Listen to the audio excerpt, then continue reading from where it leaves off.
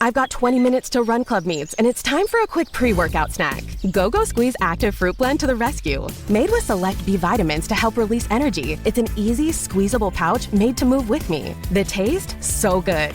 And made with real fruit, even better.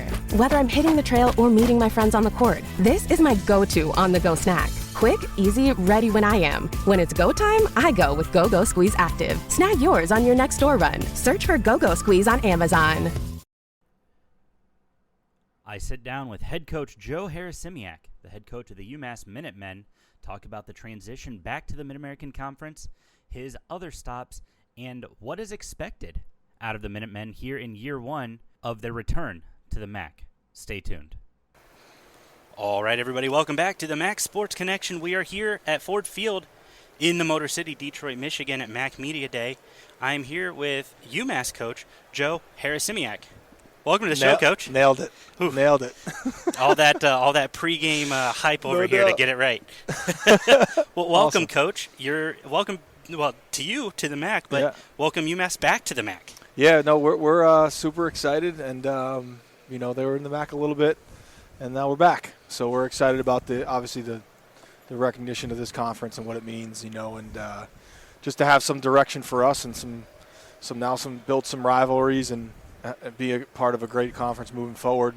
We're really, really excited about it. Yeah, it seems like, I follow quite a few of the fans on Twitter, or X, I guess, as it's called now, and there's a lot of excitement from the UMass fan base to not only we're in a conference, we're in a conference completely. We're not, stuck splitting things everywhere. We're finally in an FBS conference. Yeah, it just means everything. And like you said, for the fan base, those common opponents, the rivalries, the action now that we get into, it's going to be great. And, yeah, everyone's super, super excited, I think, for that reason that, they can see that, okay, now we're a part of something. Yeah.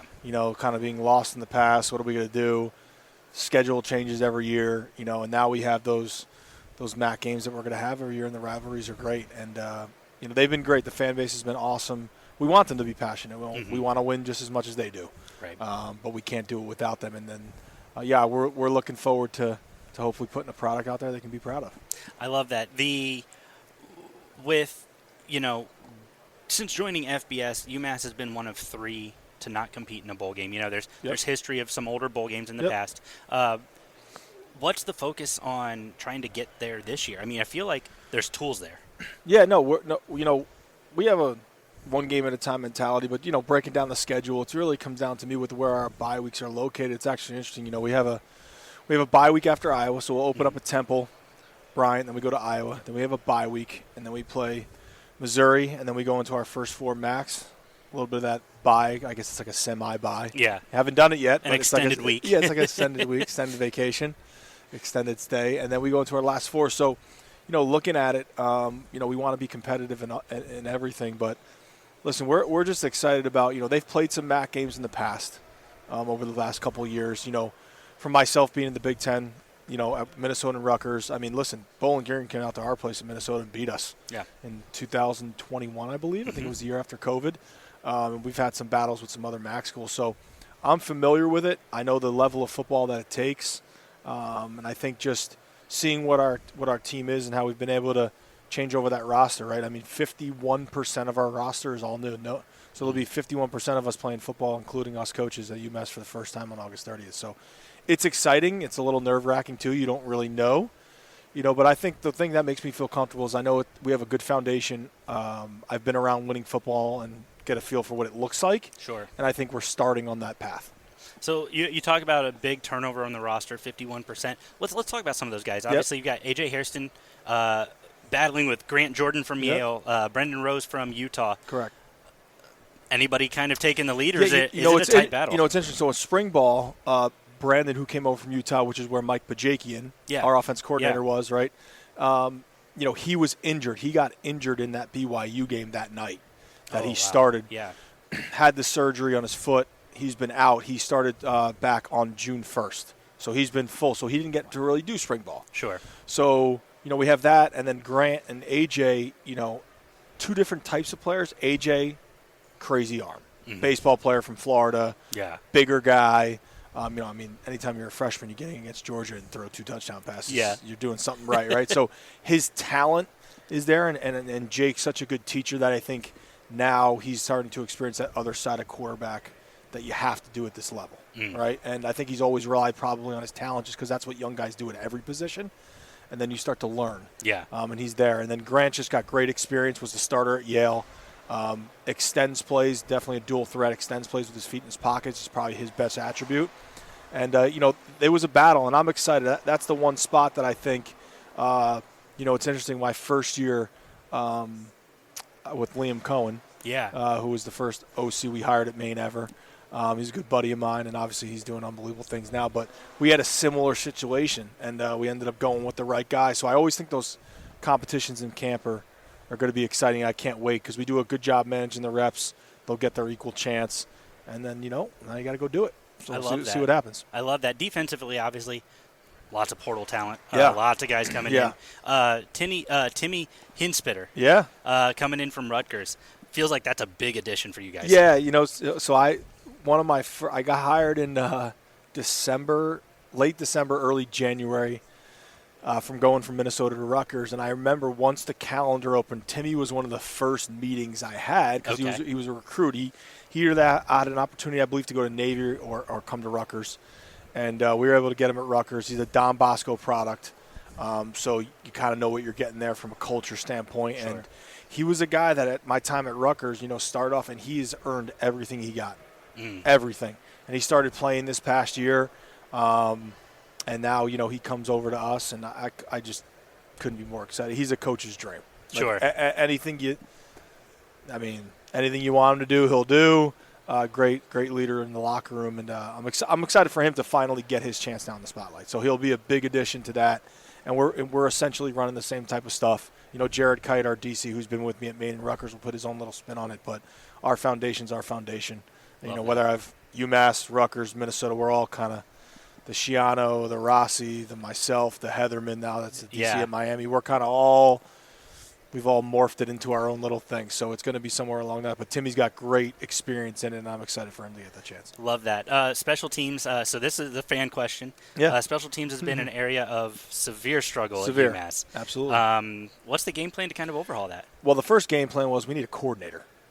So I don't know how it was divvied up in the past. I got a little bit of insight on how it was.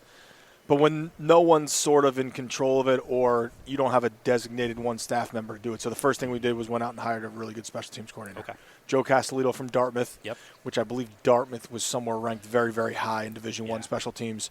And he comes from a good tree there of coaching that he's gotten to work under. So hired Joe, and then we kind of revamped that whole room. Okay. So we've brought in now 5 with our freshmen. So we have 2 Australian punters. Keegan Andrews came over from Texas A&M, but he's an Australian kid. We have a freshman Australian that came in, and then we have 2 kickers that also came in, and a long snapper. Okay. So literally everybody in that room besides our one long snapper that was there is brand new. So that's we joke, we call it the United Nations in there. They're from everywhere. I love that. So it's fun. And that room probably has been the biggest change in terms of positivity on our roster. Okay. It's a third of the game. Yeah. I used to say when I was the coordinator at Rutgers, I said, guys, stop complaining about special teams sometimes because we're all on it. Yeah. Defensive players are usually on it. So everything that we're going to do there, and I'm just really excited about how we can, win the field position, and break the game at some point, with a big-time play. And being a defensive background guy, I know how important that the special teams is, especially in a year one where, hey, maybe you steal a game. Sure. Maybe you steal a game or 2 there, so it's going to be good. So we'll kind of wrap this up a little bit. You could ask one thing from the fans right now. What's that going to be? Yeah, I actually common answer for me, there's been a lot of reason not to believe. And we talk about BOS, belief, ownership, sacrifice, is kind of our culture thing. And I think they just got to keep that belief alive because, we're all here for UMass. Yeah. Right? Everybody is. And I said this at our golf outing, which was on Monday out toward Boston, Plymouth. I said, the reason we're all here today is because of UMass and the way it changed your life. And I just need them to keep believing and to keep sacrificing everything that they're doing. But no one wants to win more than the players. And I forget that sometimes, right? Sure. I mean, I want to win. They want to win.